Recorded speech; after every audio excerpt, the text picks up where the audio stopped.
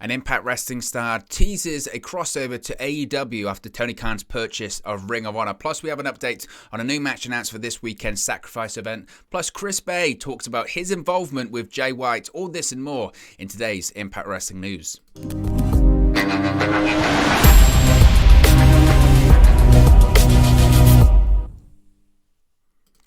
Hey guys, welcome back to Wrestling News 365. Hope everyone is doing very well. As always, there are plenty of news stories to get into today. So obviously, we've got to talk a bit about Tony Khan and his big announcement on AEW Dynamite last night, the purchase of Ring of Honor. And I know you'll be saying, Owen, what does that have to do with Impact Wrestling? Well, we're talking about Impact Wrestling here. We're doing Impact Wrestling News. How does the AEW president's purchase of Ring of Honor have anything to do with Impact Wrestling? Well, because one of the current members of the Impact Wrestling roster is currently holding a Ring of Honor championship, that being Ring of Honor Women's World Champion Deonna Purrazzo, who has teased a possible crossover to AEW after the sale of ROH to Tony Khan. Now, with AEW announcing its acquisition of Ring of Honor, specifically AEW President Tony Khan, reigning ROH Women's World Champion Deonna Purrazzo could potentially cross over to AEW television in the near future. Soon after Tony Khan's announcement on AEW Dynamite, Purrazzo wrote the following on Twitter, quote, "Wow, things just got interesting." Fans have now been tweeting their excitement over potential matchups for Purrazzo versus AEW Women's World Champion Britt Baker, Purrazzo versus Thunder Rosa. What could happen there? So, this is a curious one. I spoke about this in the AEW news video that went up earlier today. I absolutely can see Deonna Purrazzo appearing on AEW television now that she's the Ring of Honor Women's World Champion. The ROH Women's World Championship is now owned by Tony Khan, so Deonna Purrazzo would be appearing on that show, it would appear. We don't really know, frankly, what's happening with Ring of Honor at the moment. We don't know if it's going to be run as a separate entity. We don't know if it's going to be akin to the WWE purchase of WCW in 2001, where they purchased it. The plan was at the time for WCW to go away and then come back. It just never came back. WWE just acquired it, acquired all of the intellectual property, acquired the assets, acquired the tape library, and that was just it. I don't think that's going to happen. I really do, deep down in my gut, believe that we are going to see Ring of Honor run as a separate entity, or certainly the Ring of Honor shows are going to continue to run, because I look at AEW's roster being so big, and the big question's been before, hasn't it? What are you going to do with all of that talent under contract? What are you going to do?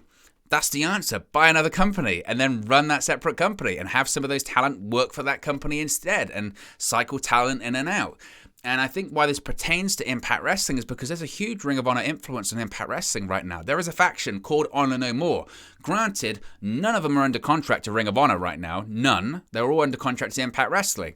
That wasn't just a gimmick at No Surrender when they won that match. They all legitimately have contracts and have signed contracts to Impact Wrestling. So they're not going to be working for Ring of Honor anytime soon that we're aware of. I think an interesting thing now is that because AEW and Impact Wrestling do have a working relationship, or at least had one in the past, have a good relationship between both companies. I wouldn't be shocked if we see Impact Wrestling stars work for Ring of Honor in upcoming Ring of Honor shows, if they continue to promote shows, of course. Will that bleed over onto AEW television? I mean, if they hold a championship, I guess. That's the way I can look at it at the moment. Deonna Purrazzo is a really unique situation. We know she wants to work matches against some of the AEW talent. She has spoken on several occasions that she wants to both face off in singles action Britt Baker, but she also wants to team with Britt Baker. So I think that situation has become way more likely. I mean, AEW has a show called Battle of the Bouts. We know Battle of the Bouts 2 is happening later on this year, I think in April, I think next month. Picture this, Battle of the Bouts 2, but for both titles, possibly, you could have Britt Baker, the AEW Women's World Champion, versus Deonna Purrazzo, the Ring of Honor Women's World Champion, for both titles. That's the big event, and Tony Khan can do that. He can do that now. Obviously, he would have to get permission from Impact Wrestling, because Deonna Purrazzo is under contract to Impact Wrestling. She signed a deal with Impact Wrestling in October 2020. Josh Matthews at the time revealed via the Impact Press Pass that Purrazzo had agreed a long-term deal with the company, so she's not going anywhere anytime soon as far as we're aware. But you don't think that Impact Wrestling wouldn't want arguably one of the top biggest stars in their company to be working for Ring of Honor and for AEW as well? Of course they would. And to be headlining, main eventing, a big an event special schedule like Battle of the Bouts on TNT. I mean, Britt Baker did main event the first Battle of the Bouts event. Who's to say she won't main event the second one against someone like Deonna Purrazzo? So I would keep an eye on that. Now, as far as when it goes to the Honor No More faction, is that going to have any influence on upcoming Ring of Honor television or upcoming, AEW television? I suspect not. I do think it's it adds a unique layer and it adds a different dynamic, because the whole storyline at the moment is that this group of people in Honor No More were put together by the closure of Ring of Honor, and by the closure of Ring of Honor and there being no more honor, they decided to band together and expose corruption and expose the lack of honor in other companies, specifically Impact Wrestling, which has led to Eddie Edwards turning his back on Impact Wrestling and now being their de facto leader, I guess. There's no way they can't reference that. They have to. They have to talk about that. The whole, basis of the faction is that these were guys that used to be in Ring of Honor, and then Ring of Honor went away. The issue now is that Ring of Honor technically, I guess, hasn't gone away as far as we're aware, and Tony Khan's the new owner. So are we going to see...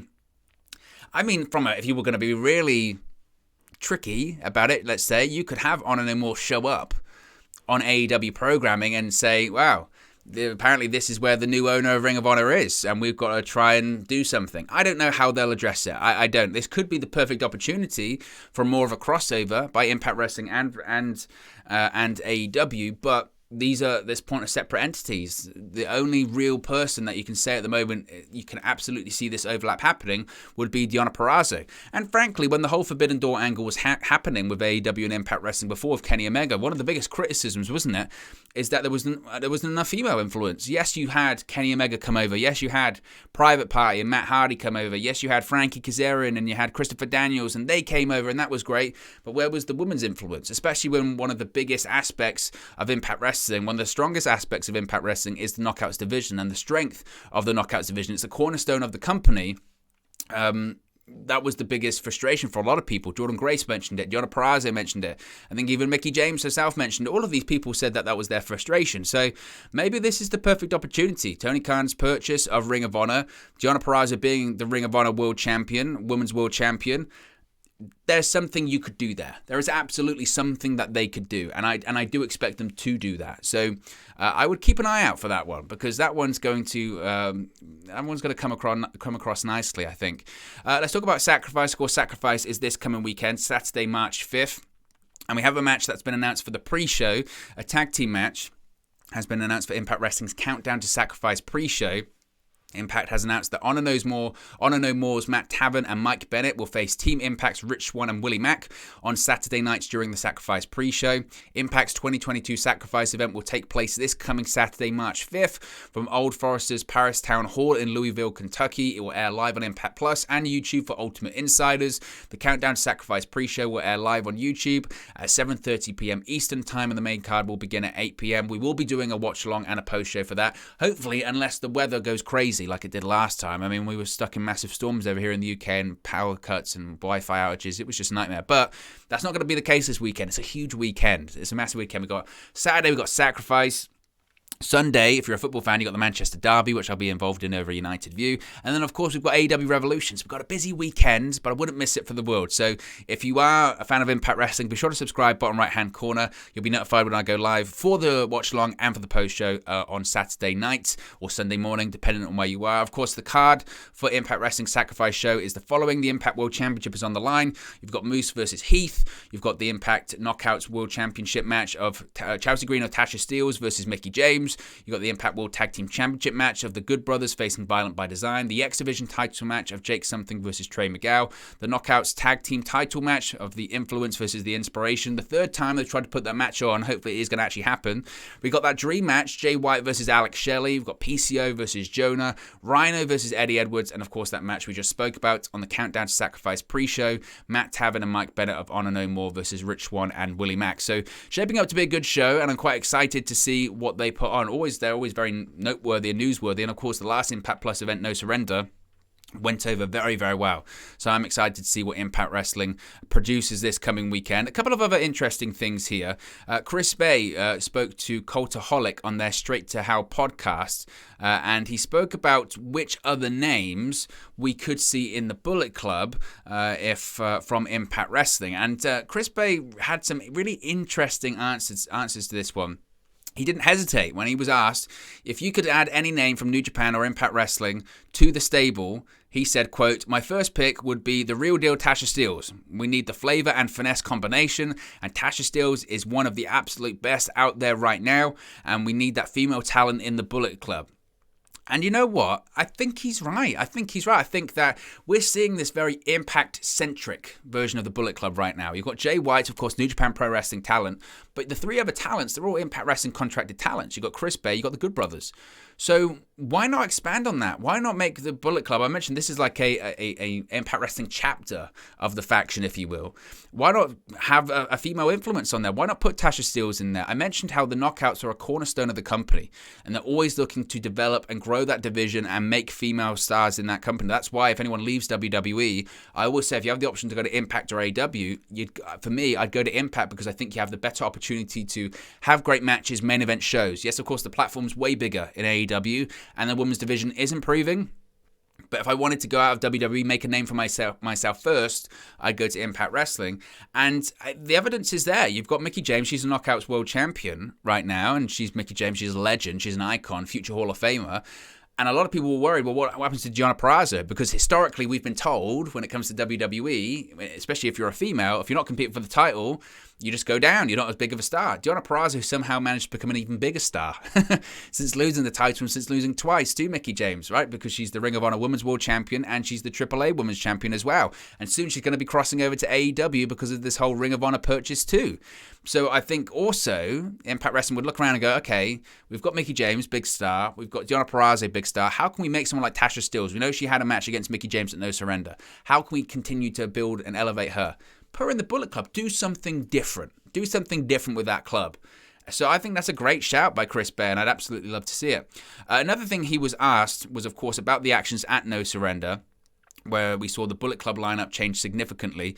Tama Tonga and Tanga Loa were brought to Impact by the leader Jay White to finally face the Good Brothers. However, White would turn on the GOD, handing Gallows and Anderson the victory on the night. Now, when asked to explain what happened, Chris Bey provided he obviously provided a distraction on the ramp towards the end of the Impact World Tag Team title match, and he explained his and White actions about what's happening with the Bullet Club right now. And this is what Chris Bey had to say, quote, "What's going on with the Bullet Club is the 2022 takeover of professional wrestling again. You got to make things fresh, but also keep them somewhat the same. Out with the old, in with the new old, and with the addition of myself and Jay White, and the Bullet Club is about to take over the wrestling world once again." Now, when asked if the GOD fell into the bracket of new old, Bey claimed that there wasn't room for their egos in the newest incarnation of Bullet Club. Quote, "The thing about Tama and Tanga is they have some big egos. They have some very big egos. And I don't know if big egos fall into the Bullet Club mantra. I don't know if you know what the Bullet Club is all about. We're not about a big ego, guys. They couldn't fit into the same room as us anymore. If you really want any more information, you're going to have to speak to Jay White on this." So this is going to be a story that, again, continues to play out. I don't think we've seen the last of Tama Tonga and Tanga Loa on Impact Wrestling television. And I'm fascinated because, again, 3/4 of the Bullet Club's now contracted to Impact Wrestling, yet it's a New Japan stable. And that leader is also appearing on AEW programming somewhat. So fascinating stuff, and I'm sure it'll be continue to play out over the course of the next couple of weeks. But anyway, guys, look, be sure to smash a like on the like button. Be sure to subscribe, bottom right-hand corner. As I mentioned, big weekend coming up when it comes to AEW and Impact Wrestling. So if you haven't already, be sure to subscribe, and you'll be notified when we go live. Or we post one of our videos talking about all of these big news stories on the road to WrestleMania 2. Anyway, guys, I'm out of here. Have a good one, and I'll speak to you again very, very soon. Hey guys, thank you for watching, listening, streaming, or however you come across this video today. Be sure to click on the video on the right there to watch our next video, or click the bottom there to subscribe, or the bottom right hand corner. Thank you very much, and I'll speak to you again very soon.